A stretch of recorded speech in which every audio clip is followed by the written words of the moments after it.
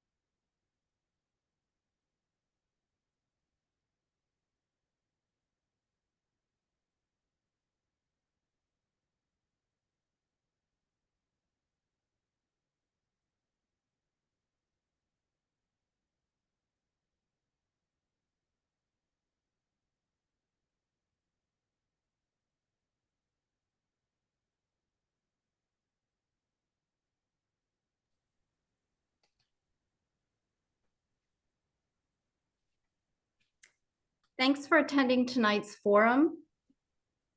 Just a reminder, we're going to be recording this forum. And with that, Ralph, I guess you're on. Have to take your mute off. I want to welcome everybody to this session. The count is up to 120, Christine. Something like that it will be.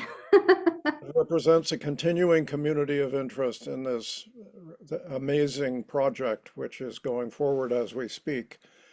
You've seen what assets Purple Line now can provide in the way of newsletter, in which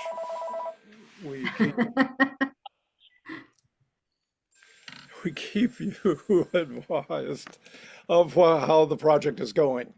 And I can say, having watched the project from the beginning, that the project is going very well. It's an enormous amount of construction. We want to take special thanks to the people who have been building this all summer long. It is very hard work, and it's been a very difficult summer. We can only hope that fall is here to stay. But please send our congratulations to all of the people who have worked on the project. We're delighted to hear that the state budget will now include funding for continuing the Purple Line. Secretary Wiedefeld is quoted in the Post this morning as saying that the project is so far along, it would be a mistake to change the funding, and we are delighted to hear that. I want to thank also that we were welcomed to the unveiling of what we call the train, but which is formally called the light rail vehicle, of which you see two illustrations on your screens. It was quite rewarding after the struggle that has been constituted making this project work. It was a delight to see all of our friends, the people who are going to test the train, which is called an LRV, a vehicle, but it sure looks like a train to us, and it's beautiful, really beautiful. So welcome to all of you. Thank you for being willing to come, you who are visiting with us, the leadership of the project and Secretary Wiedefeld. And at this moment, I'd like to introduce Secretary Wiedefeld. His transportation secretary has more than 40 years' experience in the public and private sector. He previously led the Washington Metropolitan Area Transit Authority, a coup for Maryland to get Secretary Wiedefeld from WMATA. At BWI Thurgood Marshall Airport, he was director of, and the Maryland Transit Administration. As secretary, he's rebuilding the state's top-class multimodal transportation system by focusing on safety and connecting Marylanders to life's opportunities. Please join me in welcoming Secretary Paul Wiedefeld. Well, thank you, Ralph. I appreciate that introduction. And thank you, Christine, obviously, for inviting me to speak today. Just wanted to give you some overview of some of the priorities of the governor, and then obviously get a little bit further into the Purple Line itself and some of the momentum that we have been building. And I did want to thank Council members Evan Glass, I believe, is here, as well as Eric Olson, again, for all the support that you've given this project, as well as elected officials both in Montgomery and Prince George's County, and to be frank, around the state, have really helped, sort of mobilize to get this project moving from its start and to continue its work now. So just wanted to thank you. And with me today is Ray Biggs. I think you all know Ray, you know Doran. These are the people behind the scenes that are doing all the hard work, as you know, to deliver this project. So I just want to thank them for all that they've been doing for us. And Meredith, if you could move a slide for me. So, Jen, I did want to talk a little bit about what we're doing to ramp up the momentum on the project. We've been very aggressive during this last summer, and to be frank, over the last 18 months. And as Ralph just mentioned, our continued commitment for this project. But I did want to start just with some highlights of the governor's transportation priorities and obviously the department's priorities as well. So the number one priority for us always will be safety. Safety of our employees, safety of our customers, safety of people that work for us. It's a very, very, it's a risk business that we're in, to be frank, particularly for a number of our workers. We've seen that unfortunately tragically play out both in the Baltimore Beltway almost, 18 months ago in March and March of this year with the Francis Scott Key Bridge. So we will continue to do that. And obviously mass transit is one of the ways to do that, to get people off the roads and use a much safer mode of transportation and transit. And unfortunately, we had over 600 road fatalities last year, and almost a third of those are pedestrian and bicycle users of the system. So we have to think of all of our users for the system. And that, again, is the governor's #1 priority and my priority as well. We'll continue to do that. And the Purple Line helps us achieve that. Another very large focus for us is on the equity side, is making sure that we're giving people that maybe did not have all the opportunities they've had to benefit from the transportation system that we provide, particularly people that rely on transit, that rely on walking, rely on bicycling for their mobility needs, and we will continue to do that. And of course, it's connecting people to opportunities with transit, particularly, whether it's the Purple Line, what we're doing there, what we've been doing in Baltimore with the proposed Red Line, what we do with the MARC expansion that we're doing, continuing to give people the opportunity to connect all the life's opportunities through transit. And then again, one other very high priority for this administration. And of course, it's to grow the economy, which supports a lot of the financial needs that we need to support the system. We're very aggressively going after TOD opportunities across the state. Obviously, this is another one that will give us great opportunity as this Purple Line project comes online. I was just recently in Bethesda with that big announcement, working with WMATA and the county and the state to make sure that we're maximizing the opportunity of the investments already been made in the transit system in the Washington region, but also exploring opportunities that the Purple Line brings. I did want to hit just real quickly on the transportation funding. I'm sure you've been reading in the press the challenges that we're facing there. Just by way of background, a number of big drivers for that. One being that our major revenue source, the motor fuel tax, is not keeping up with some of our projections. Part of that is the different travel behavior, but a large part of it, obviously, is that cars are much more fuel efficient, which then impacts the funding that we get for the trust fund. There's also our structural issue that we've had for decades, to be frank, where operating costs do exceed the growth rate of revenue. So they're both growing, but at different rates. And then routinely, we have to go back and infuse more dollars or restrict the funding of projects that we do have. And then one final element was a commitment by the state to continue to fund what are called highway user revenue funds, which basically are cut off the top of the transportation trust fund to local governments to meet their needs. And that's another a large part of it. So just looking at the three of those, almost $350 million was lost in our projections due to the motor fuel tax not meeting its projections. Roughly our operating costs have increased $300 million more as we had another year to the program. And then finally, the HUR and the LOTS funding, local operated transit funding that we've done is roughly another $400 million. So when you add those together with some issues with our federal matching dollars, the federal dollars not being as high as we would hope, that has caused roughly about a $1.3 billion shortfall of the funding we have to meet all our needs. Obviously, we have to produce a balanced budget, and this draft is reflecting that.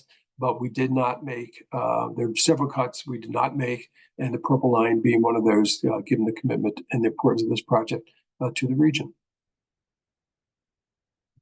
So let me talk now about everything we've been doing, and I know that Ray and Doran will jump in later, but we made a conscious effort to really push both the vendors and ourselves to really build momentum on the project, particularly as we were pulling out of some of the work that has lingered for years and was left over from the previous contractor, as you know. So getting the utilities done basically was very important. As you may recall, when the contract was halted before, the state, meaning the MTA, took on the utility issues, ran into a series of issues with that. But most of those are behind us. So that is really a huge momentum builder for us. We have added a number of sidewalks that you're starting to see and all the things that we're going to do there, as well as some of the bike, which I'll talk about in a minute.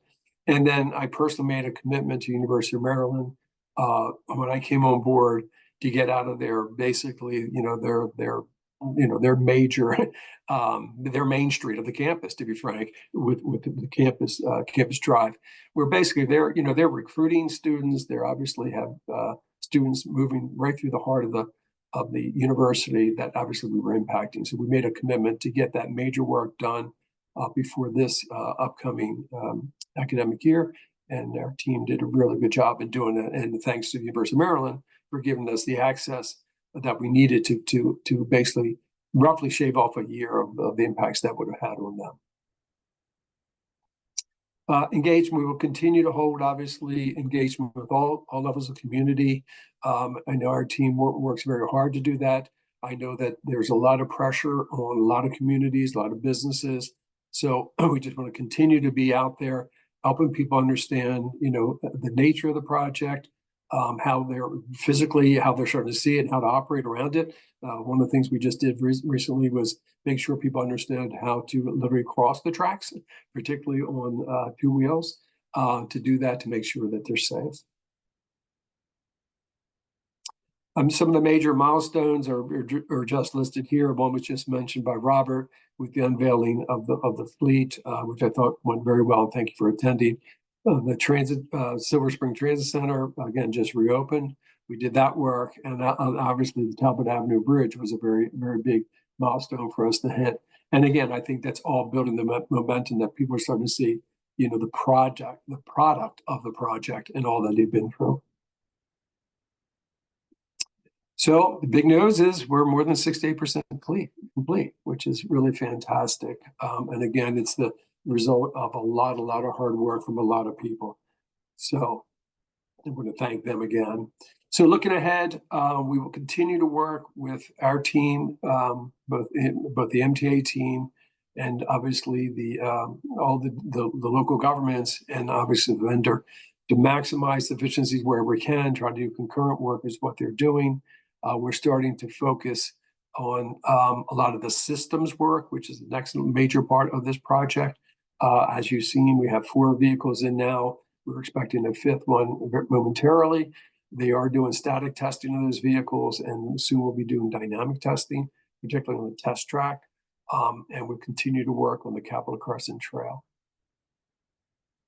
So with that, I'd be glad to take any comments or questions. And obviously we have the team. I'm not sure, Christine or Ralph, if you were to have Ray and Doran speak next, or whatever works for you all. Yes, the idea is for each panelist to introduce themselves now, and we'll have a longer period of time Great. for questions. Very good. Thank you. All right, I guess I'll jump in here. Thank you, Secretary Wiedefeld, and also thank you to the rest of the team. As if you didn't catch it, this is the year of the momentum for the Purple Line. And we have a lot that we have had going over the last 8 months for this year. In particular, like the Secretary said, we're more than 68% complete. And approximately we have 49,000 of 193,000 feet of track that has been laid. 16 of the 21 stations are under construction. And you heard the unveiling that we did back in July and June. And now we have 4 of the 28 light rail vehicles that are down here in Maryland, with more to come as we continue to roll those in. If you haven't been out on Veterans Parkway, I would invite you to go and take a ride on Veterans Parkway. That would give you a good look at what the Purple Line will look like, because catenary wire is now up on the poles all along Veterans Parkway, where our test track will begin later this fall. And you'll begin to see the light rail vehicles start moving to test out a short portion of it, to do some dynamic testing there. So that's our next big milestone that we're looking forward to, and really be able to showcase what the Purple Line is to come to once we get to revenue service in 2027. A couple other things, not to rehash everything that the Secretary just pointed out, but we had a lot of closures and shutdowns this summer. Really big push from the team, a lot of 24/7 work. And the last 2 weeks was a lot of work of really getting Wayne Avenue ready, getting University of Maryland ready, getting SSTC, that's the Silver Spring Transit Center, with WMATA ready, so to reopen the red line for WMATA. All of that was a big push from the team, and it takes a team to really push us to get those milestones completed that we did this summer. So that's really all I wanted to say here as far as the big updates. I know we have a few questions, but I'll turn it over to Doran, who will go over a few other items. Thank you, Ray. Doran? Sure. Thanks, Ray and Ralph. And, Ray provided a snapshot of this summer's kind of key focus areas. And both Ray and the secretary alluded a little bit to the light rail vehicles, but I guess it's kind of an opportunity here that we're interacting and have a decent audience to maybe do a little bit of what's coming next with the light rail vehicles, and a little bit of kind of a safety was also mentioned by the secretary. And so it's almost like a safety briefing as we get ready to start those vehicles moving. So as noted, we do have 4 vehicles now at our operations and maintenance facility. We've been performing the static testing, so all the vehicles without moving are working well, and all the operational checks. And as mentioned, later this year, we'll start the dynamic testing. So we will be running, as Ray said, right up and down outside of the O&M facility. You can start to see the overhead catenary going up, and we're really happy. So as those checks go well and we continue to prove out our systems, we'll be expanding gradually outward and eventually crossing, roadways and into areas with public access. So what you're going to see is probably a lot more communication as we get to subsequent phases of testing, because we need the public to be aware and safe around these vehicles, and we need our system to be safe. So just end that we're really pleased to be here, happy with our progress, and we'll continue to be working with our partners and communicating as we work to deliver this project. Thanks, Doran. Councilmember Olson. Thank you very much. Thank you, Ralph, and thank you, Christine and Purple Line Now for inviting me. It's always great to join you. Also want to thank MDOT, MTA, Secretary Wiedefeld for all of your work on this to move things forward. And I also especially want to thank Ray, because he's the one I call whenever there's issues and things to be fixed, which, we talk a lot about things, and appreciate the attention that Ray and his team have put into, addressing issues. So, thank you. So I've been involved in this for, I don't know, probably close to 25 years.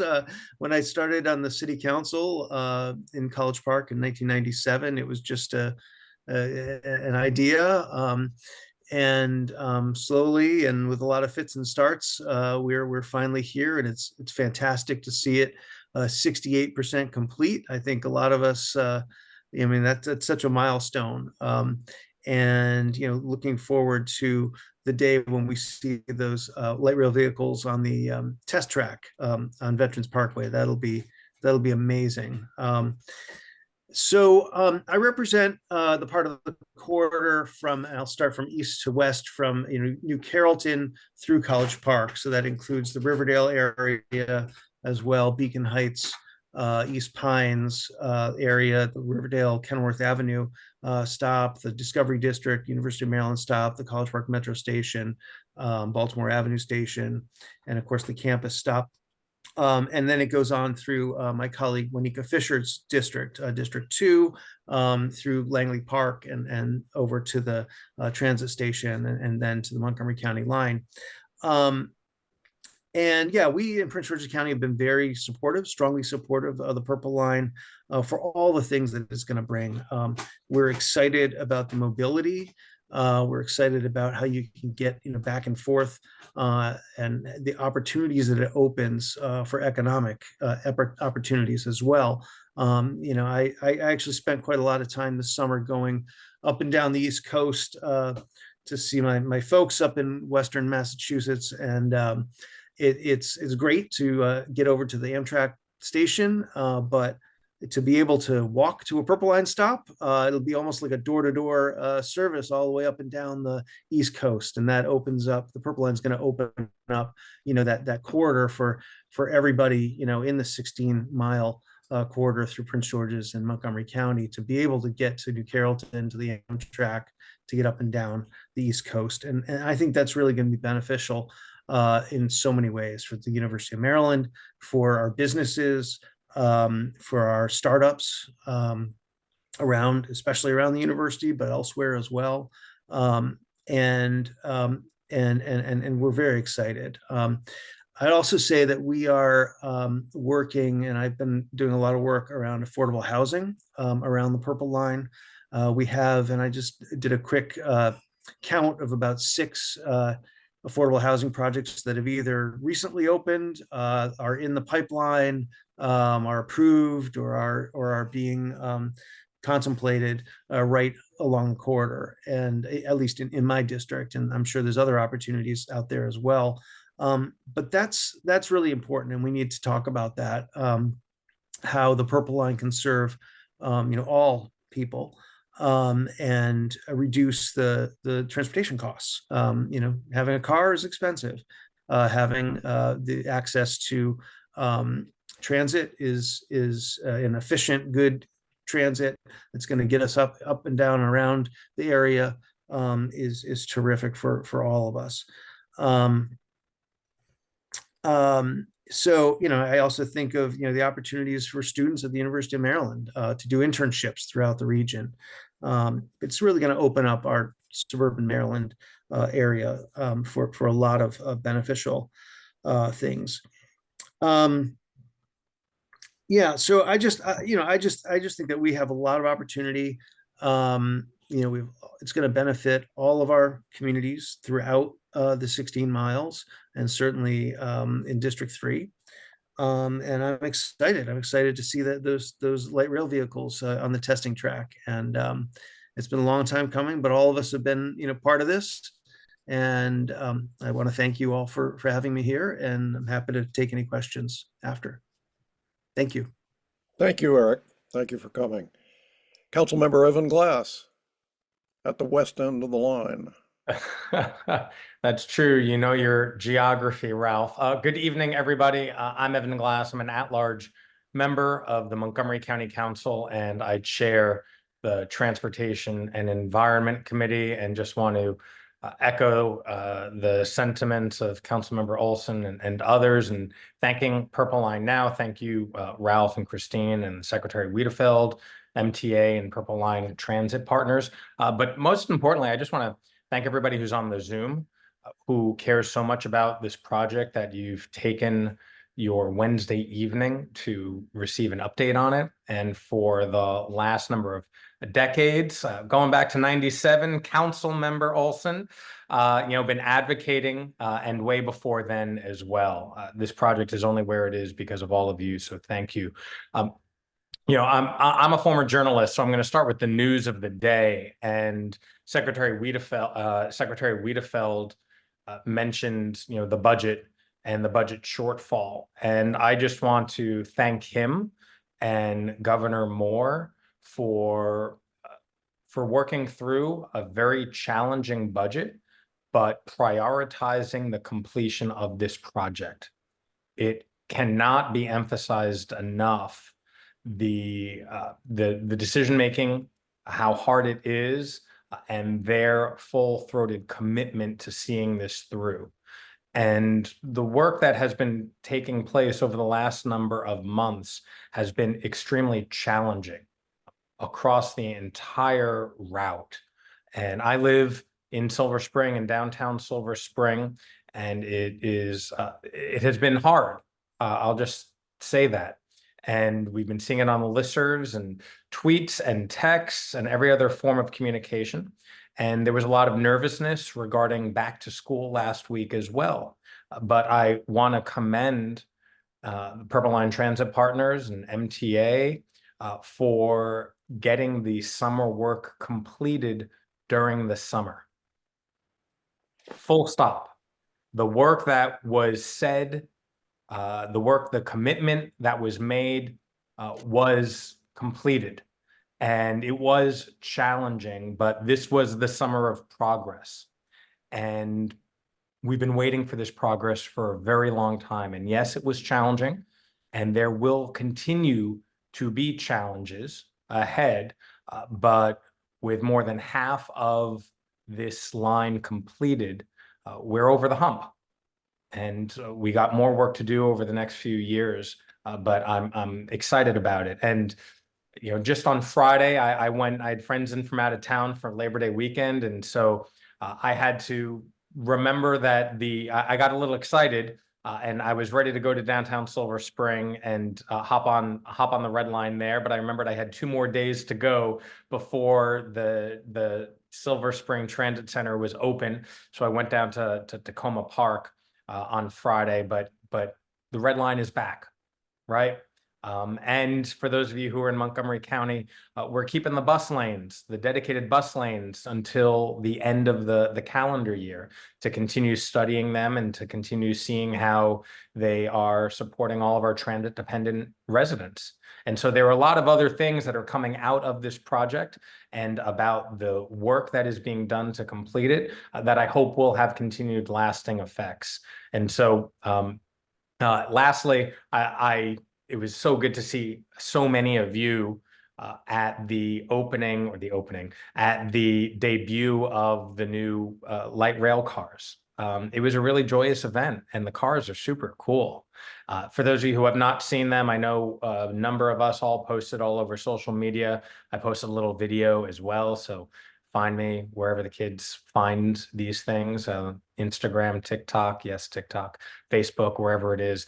They're really cool. I'm excited to hop on that in the next year or so. But bottom line, I just want to say thank you, because progress is being made and the work continues. So Ralph, I'll turn it back over to you. Thank you, Councilmember Glass and Councilmember Olson, and the 3 of you leaders of the project. We very much appreciate your coming and being here. I have a collection of questions which range from highly general to hyper-specific, and I'll try and range among them so that we don't get hung up too much on tiny things. The first one is quite major, and that is, will the Purple Line be incorporated into a revised WMATA Metro map? And will the fare system be tied together, paid with the same WMATA smart card?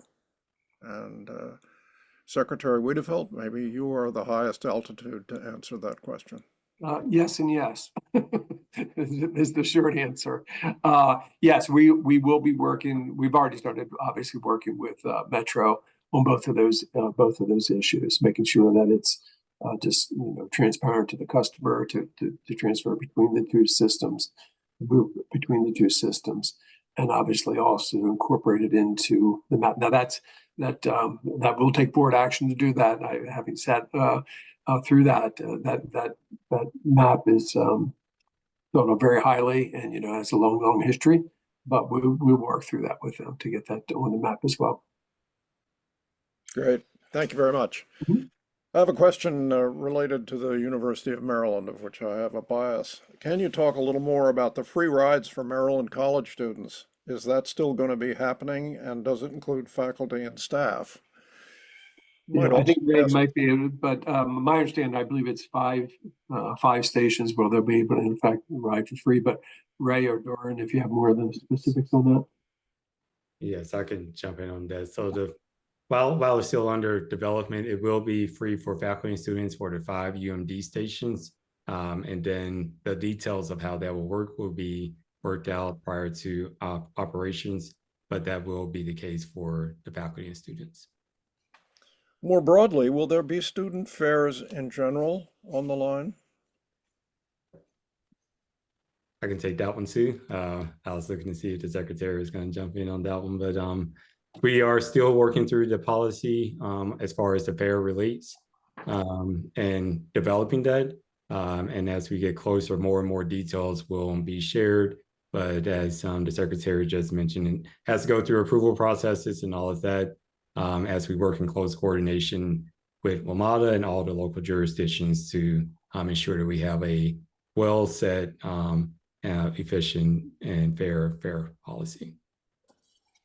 Great, thank you very much. There are a number of questions about coming from the west end of the line. So let me start with one or two of those.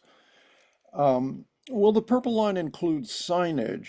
This is really fine-grained. At the intersection of Woodmont and Bethesda Avenues, as there will be a direct path to the Bethesda station from the very popular Bethesda Row through the Capitol Crescent Civic Green. Yeah, I think, Ray, do you want me to take that? I think, so that's outside of our immediate area. So we, the Purple Line team, don't really have control over that roadway. So right now it's not envisaged, but again, as these transit hubs kind of develop, who knows what, local wayfinding signage may kind of develop in conjunction with the county. But as of now, there's nothing specific envisioned for that area. I'm taking notes. So Yeah. whoever had that question, send me an email. Please hop in if any of you have additional comments on any of these questions. Are you still on schedule to open the new trail between Bethesda and Silver Spring to the public in the spring of 26? I can take that one and say yes. We are on track to open up in the spring of 2026, And that's the Capitol Crescent Trail. I was going to say, for the one Right. person on the call who doesn't Right. know, maybe it's the Capitol Crescent Trail, right? Maybe I should restate that. We are on schedule to open the Capitol Crescent Trail in spring of 2026, just so it doesn't get taken out of context. Okay.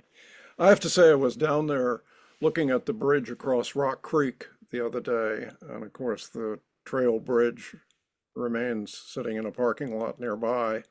And there seems to have been a good deal of erosion of the right-of-way near there. They're very tall retaining walls that keep the roadbed high. Are there any serious problems there?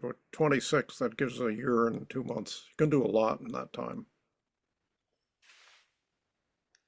Yeah, no issues we're aware of. So, Okay.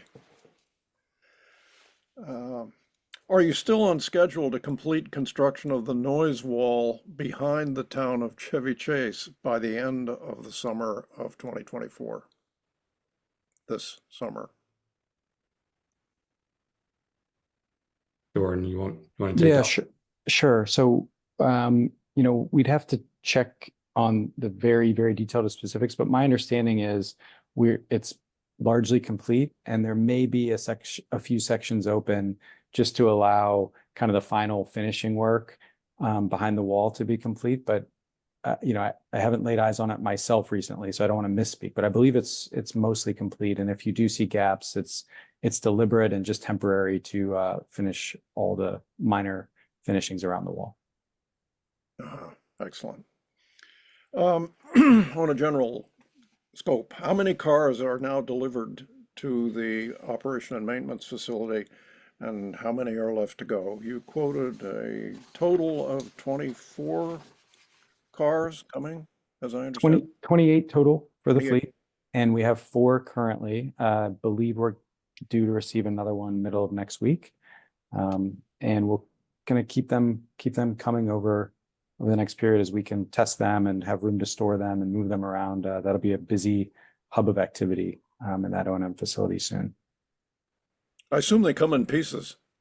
They come in 2 pieces. So it's actually, they're separated, and on a specialty truck delivers them from upstate New York, the facility of CAF, our vehicle provider. But we've got it down pretty well now. So we look forward to the other 24 coming.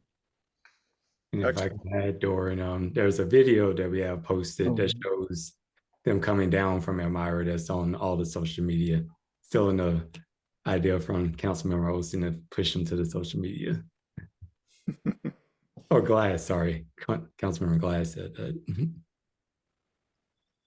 Okay, let's go to College Park. When is the track and roadway work on Campus Drive from Route 1 east to the metro station going to be finished and open to 4 lanes of traffic?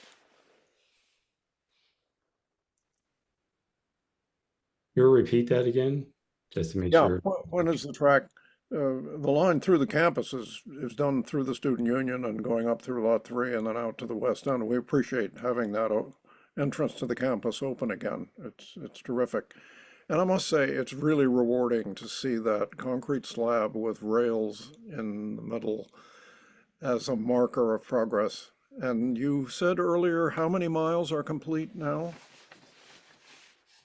Yeah, 49,000 linear feet. 49,000 feet. And what's the total? Trying to remember now. I'm looking for an opportunity 34 to miles. drive a purple spike at the joint when they're complete. It is 193,000 feet of track. Uh-huh. So I'm sorry, Ray, the question was about Campus Drive, the east of campus to like over to the College Park Metro Station from Baltimore Avenue. Like when will that be complete? And so the 4 lanes of traffic will be open on Campus Drive. Got it. Okay. Jordan, you want to take that one? Well, yeah, we'll get back with more specific. It's definitely going to be into 2025. As we've been saying, we focused heavily this summer on campus, and we are moving in that direction down Rossboro, and we will be there, but it is going to be well into 2025. That's kind of the underpass there on Campus Drive. Excellent, thank you. Back to the West End, can you share images of what will be constructed at the tail tracks in Bethesda? Will there be a fence or gates restricting access to the tracks? And how will those tail tracks be used? Yes, I can take that one. If you go to our website, we now have an interactive map, and Christine actually used a snapshot of the map in the slides earlier.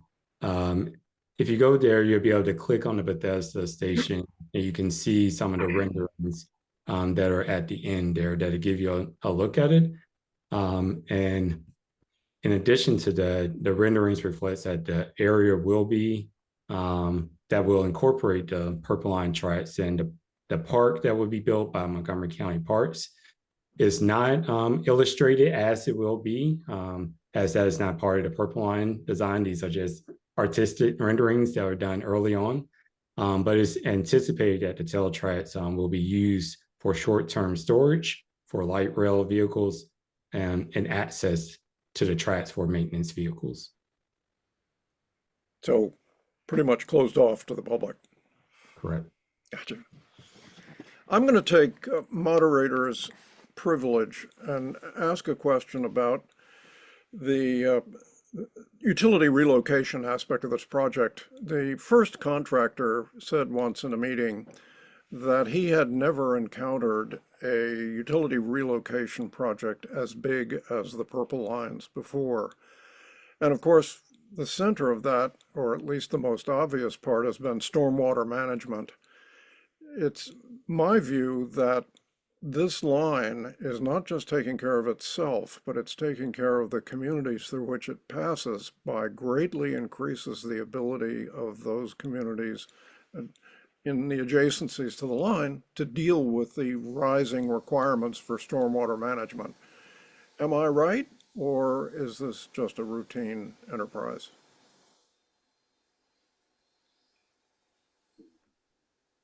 I would say I share your observations. I don't want to say scientifically, but it is definitely a tremendous effort to relocate these utilities, and we are putting in quite a bit of capacity to manage stormwater runoff. And again, it's one more aspect for the environment of this project that we're really proud of. So if we can better manage that runoff, in addition to providing a sustainable transit system, then that's all the better. But I don't know enough about the regulations in Maryland to say exactly what we're doing, but it sure does seem like a lot of stormwater.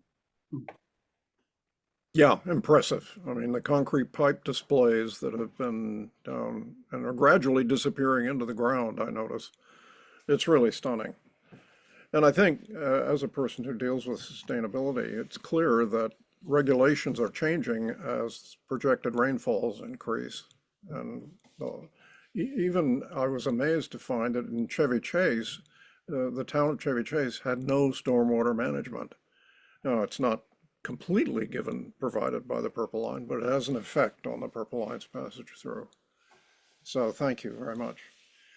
Another one over there on the west end. Will pedestrians have access to the trail between Connecticut Avenue and Jones Mill Road? If so, where will that access be located?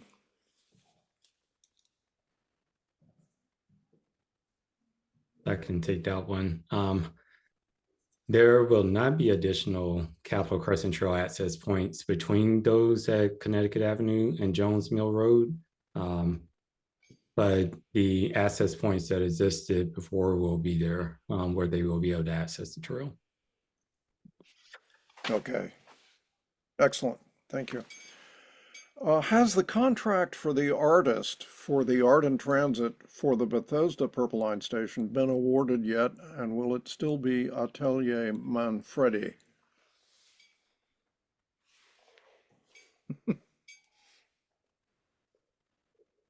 Which station again, just to reiterate? For the Bethesda Purple Line station, has the contract for the art in transit been awarded? And was it awarded to an organization called Atelier Manfredi, who apparently were the original designated artists for that station? Let us get back to you on that one. I'm checking the website right now just to see what we have on there. It is on the web. It is on the website. Yeah, I'm checking it now as well. And, just another plug for the website. You can see the bike maps from the previous question, the bike route maps, and also art in transit at each of those station locations. So I was actually working on pulling it up as well. And it is showing that artist. So we can get back to confirm it. Excellent, excellent.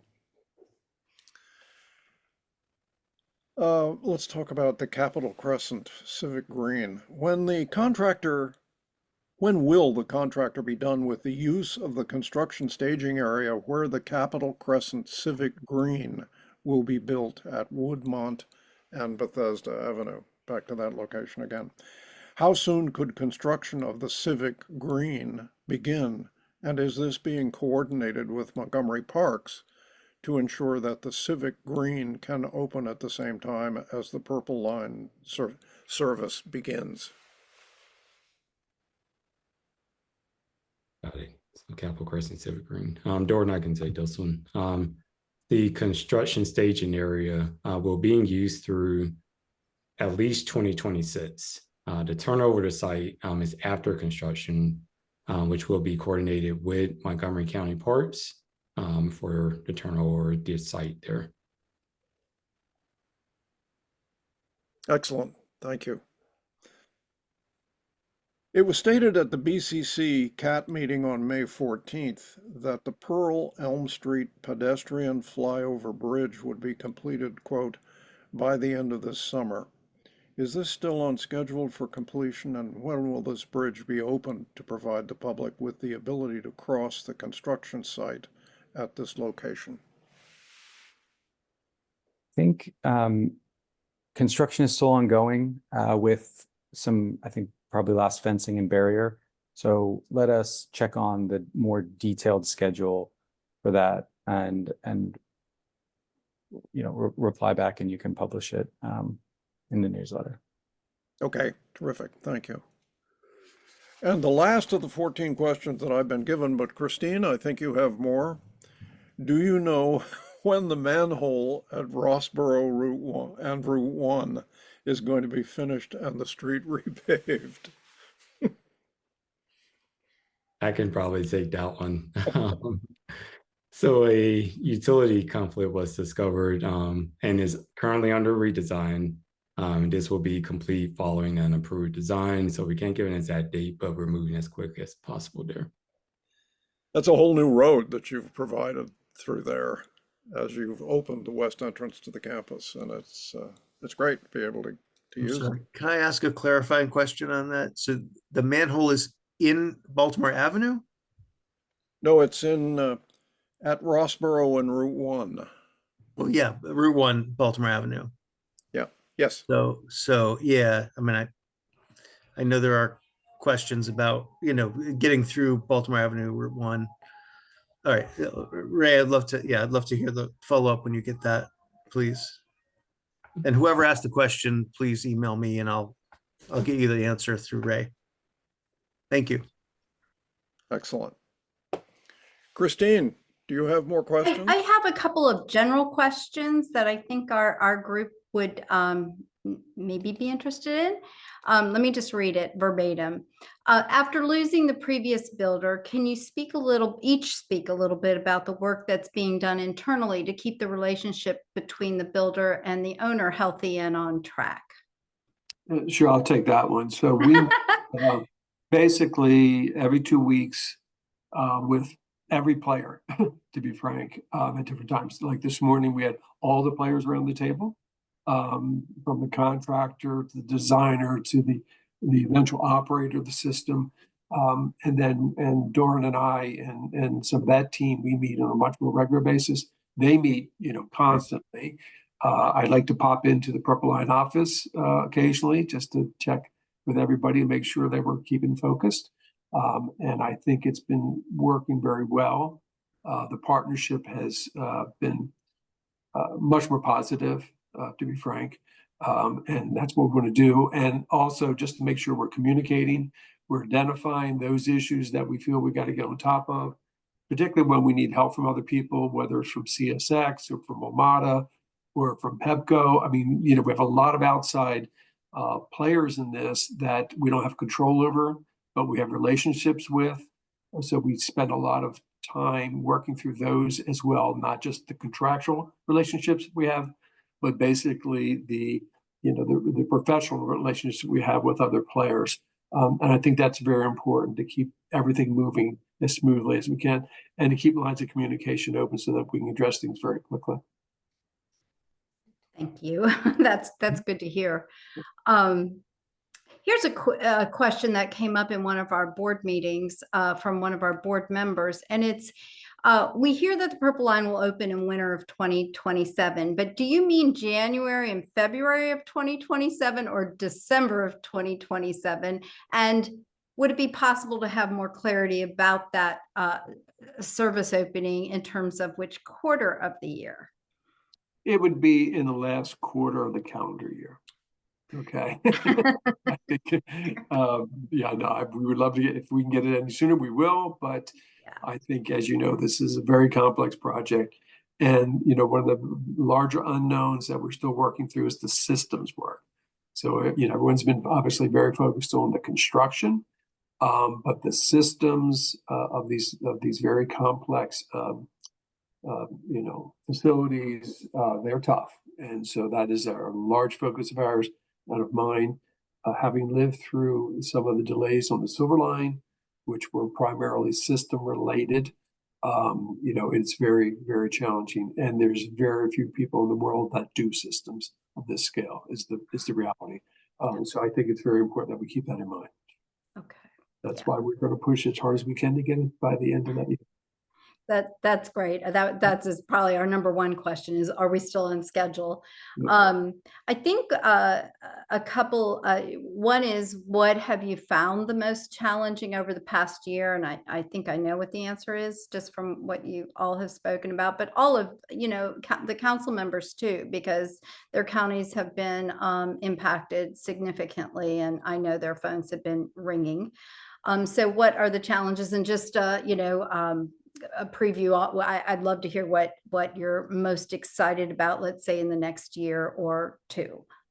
Ray and or why don't you go for that? Only because you're the ones that take all the heat, so you should take some of the credit for the things you have done as well. Yeah, thanks. I've worked on many mega projects before, and the most unique thing about this one is just how interconnected it is to everything. And that's a testament to the project's goal, right? Is to connect these communities and offer all the benefits that Councilmember Olson and Councilmember Glass meant. But before we can touch anything, there's probably 4 to 24 different entities we have to coordinate with first and get their approval. And, we're in front of a business, but it's also a utility, which is in Montgomery County or Prince George's County.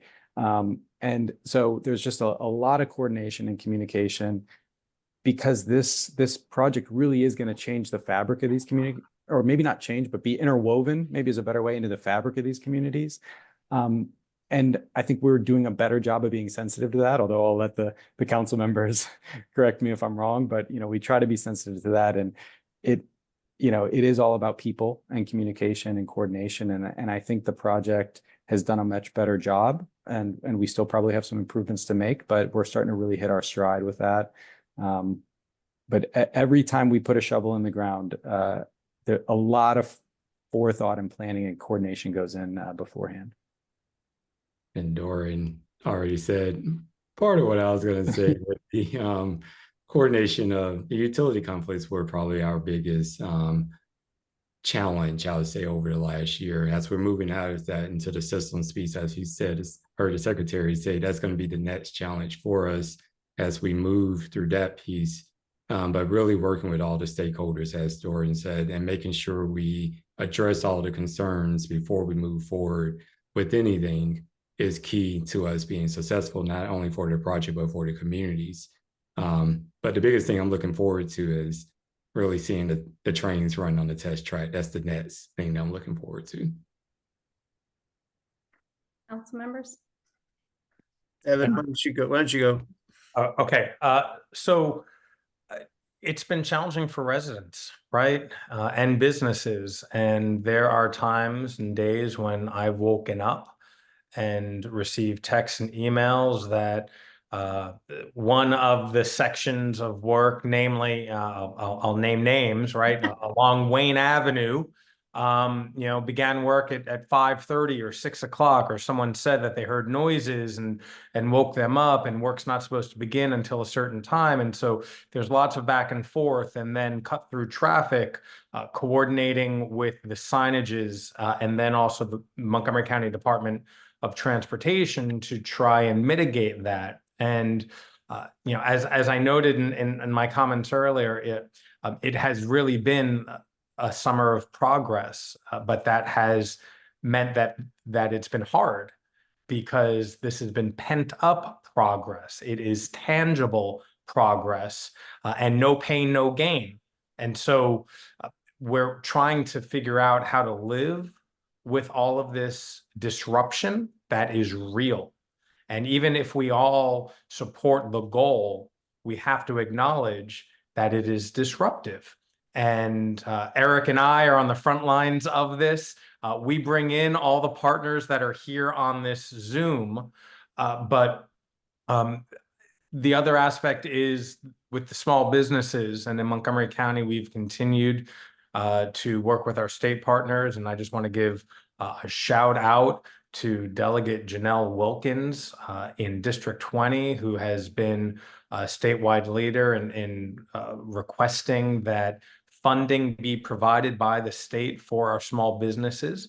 And Montgomery County has been supportive of that. It's not enough. The disruption to a number of businesses, in Bonifant Street and Fenton Street and downtown Silver Spring, namely, and not to mention Langley Park and Long Branch, is real. But again, with more than 60% of this project done, I'm hoping that minimizes, that things return back to normal, and that we'll all be able to ride the Purple Line. Eric? Yeah, thanks. I mean, same. I mean, we've got a lot of issues. I would say I am glad this summer, and Ray knows this. We're very grateful that you guys did stay right on your schedule. Areas over there by River Tech Court, and you got that built, and by the day, I think it might have been before the date that you told us, it was done and everything was moved out of the way. So I'm very grateful for that. But look, I mean, the Purple Line is being built through a very built up corridor. I mean, there's a lot of stuff, as Dorian said, a lot of infrastructure and a lot of traffic that goes through that corridor every single day, at not just rush hour, all hours of the day.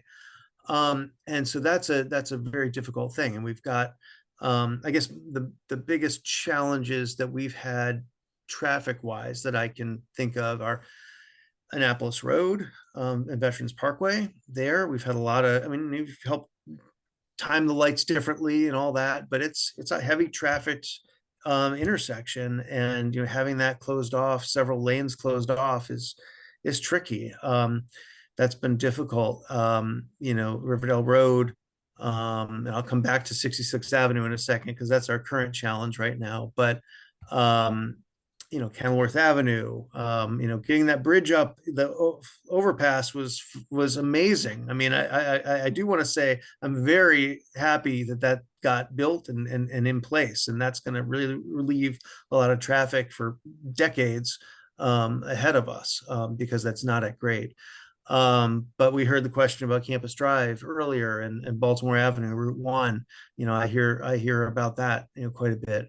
We've had so a lot of the traffic issues. I mean, right now, Christine, to your question, the most challenging right at this very moment, is a left turn out of 66th Avenue, because 67th Avenue was closed off, and it was already a challenging area. And that's the only access from the neighborhood, the East Pines Beacon Heights neighborhood, out to Riverdale Road. And Ray and I have been, emailing back and forth, and I appreciate he's looking for solutions, but to go left, you run right into a light at the BW Parkway, and it backs right up. And so there's no room there for cars to come out. And so there have been accidents, and residents are frustrated, extremely frustrated about it. And, the solution to close off the left turn is just going to, I think, create situations where people are going to turn left illegally and compound the issues, or go down the road and take an illegal U-turn and create more problems. The idea of going all the way around to Veterans Parkway and then around on 450 and then come back on the Parkway, it's 5-6 miles out of the way just to get around the corner. And I just don't think people are going to do that. And school buses, I don't know how they get to the school if you have to go 5 miles out of your way. So, Secretary, I'm glad you're on this call. I'm gonna this Zoom, and that is a real challenge. I mean, I don't know if we can get the state police out there to direct traffic, certainly at the highest traffic hours, because people are going to be making that movement out of the neighborhood. And I really am concerned about that. I'm concerned about safety there. I'll Again, continue to obviously work with Ray and also State Highway and see if there's other forces we can bring to bear on that. appreciate that, Secretary. Thank you very much. So, Christine, those are some of the challenges, but we're very excited about the Purple Line overall. We know that in the end, this is going to be a fantastic project that's going to reap great benefits for our residents and for all Prince George's County and Montgomery County. Secretary, do you want to jump in on Yeah, those? I think again, I'm very the work that's been done over the last few months, I think, has been fantastic. I think we made the commitments and we met the commitments. I'm very proud of that, and I think that. But in terms of looking forward, and I understand clearly some of these immediate issues, but I'm looking at some of the big picture stuff, and as I mentioned earlier, the systems is the one that I'm keeping my eye on, because that obviously have other challenges associated with. So it's not in a lot of the world right now, but it's on my horizon right now, on my watch list, because I think that's one that we got to keep on very hard, and the team knows it. Both counties have assigned staff to this project from their DOTs and others. I assume they're helpful in moderating the crises. It's not just the council members against the Purple Line team. Well, the county's been, both counties have been very helpful, and some of the municipalities. So we don't have any issues there. It is just that the council members are the front line, and everyone has our cell phone. But you bear it very gracefully. We had a couple questions about how the counties are interacting to ensure access to stations. That question was asked a couple times late. I got a few questions from it, and one from a board member just on this chat. So I think it's a county question as well, but what's going on with access to stations and ensuring it? Yeah, I mean, I'll say a few words about that. I'll speak for the stations in District 3. We've been very focused on that to try to get ahead of the game a little bit, to plan for pedestrian access and bicycle access to those stations. These are not stations that people are going to be driving to. That's not the purpose of this. Is people are going to take buses, other transit. They're going to walk. They're going to bike. And so we need to make sure that we're putting in all the right infrastructure on that. That takes county, that takes park and planning, that takes MDOT, that takes SHA, the State Highway Administration, municipalities. So we are looking at things like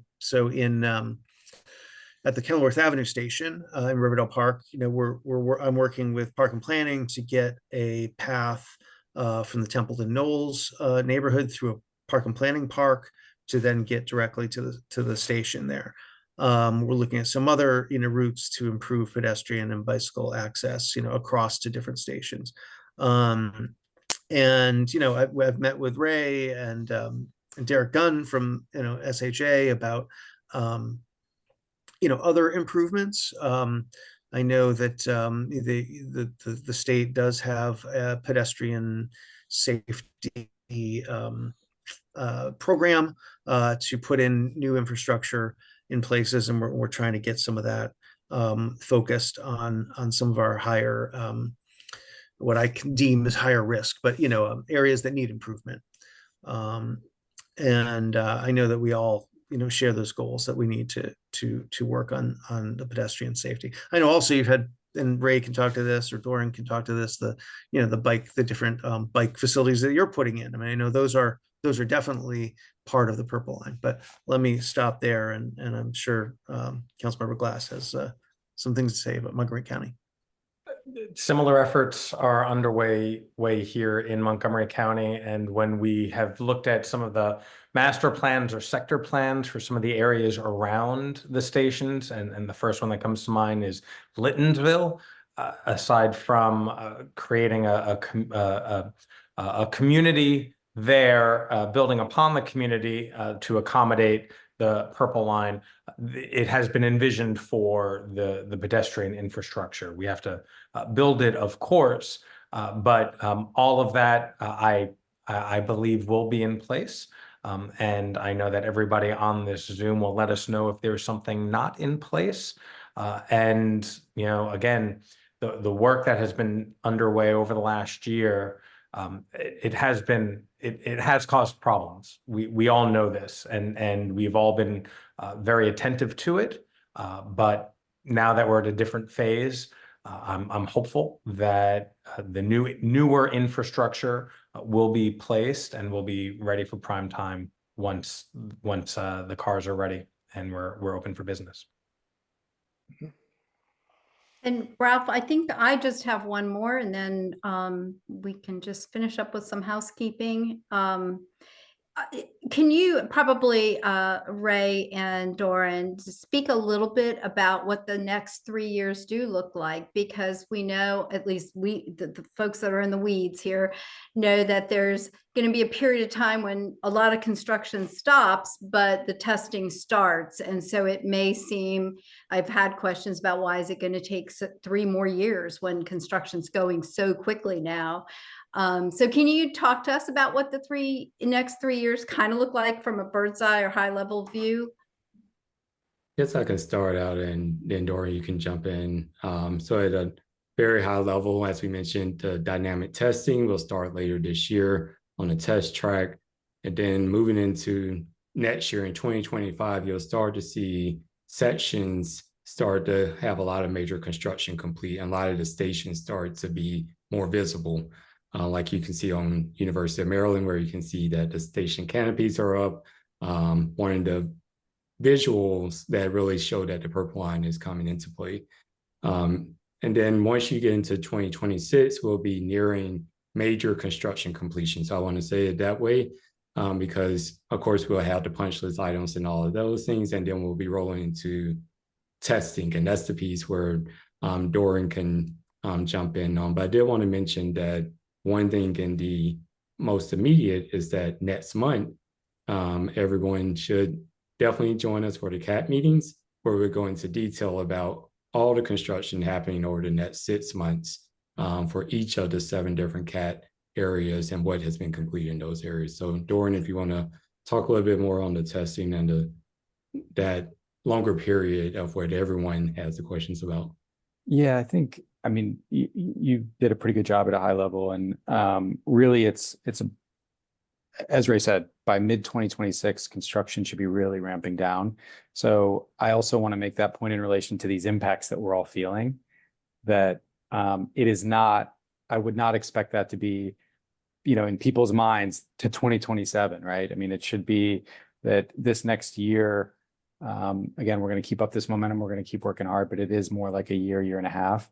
So by 2026, again, midway through, we should have most of the major construction and a real focused 18 months of testing. And as I mentioned, we're going to sort of gradually work our way further and further from that New Carrollton and Glen Ridge side of things west.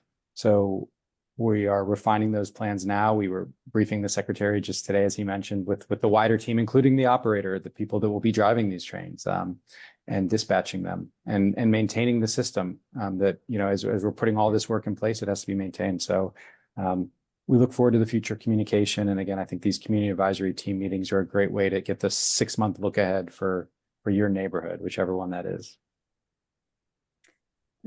With that, Ralph, I think those questions were answered awesomely, and we can use that in our newsletter that we also put out every other week for our constituency. And we do try to broadcast as much news as we can, including the recording of this for anybody that's not here tonight. So. Christine, I feel we would be remiss if we didn't include the efforts of an organization centered at the University of Maryland, the Purple Line Corridor Coalition. It was put in place initially to deal with concerns about gentrification around the stops, and that simply illustrates the fact that both counties are seriously concerned or want to make sure they take the best opportunity from the arrival of the Purple Line ultimately. And in Montgomery County, for example, there are changes to the single-family zones proposed, centered chiefly around transit stations, of which the Purple Line stations are among them. And in Prince George's County, of course, the coalition has a real estate specialist who is looking for opportunities, and they are committed to zero net loss of affordable housing along the Purple Line. When you get to a place like Langley Park or other locations, there's no question there will be pressure as the line provides greater accessibility to these locations. There's going to be pressure on housing to reinvest and raise prices. So that's a big deal. I hope that all of you actively involved in the line itself understand that the Purple Line Corridor Coalition is there. They can't directly assist with the day-to-day issues, of which you all are admirable in dealing with, just stunningly patient and responsive. But in the long shot, this thing's going to be a fact, and it's going to affect the lives of the people who live near it. And the PLCC is actively involved in doing that. So again, I would give my appreciation. And if we have no more questions, Christine? No, I think we're ready to wrap up with lots of thanks.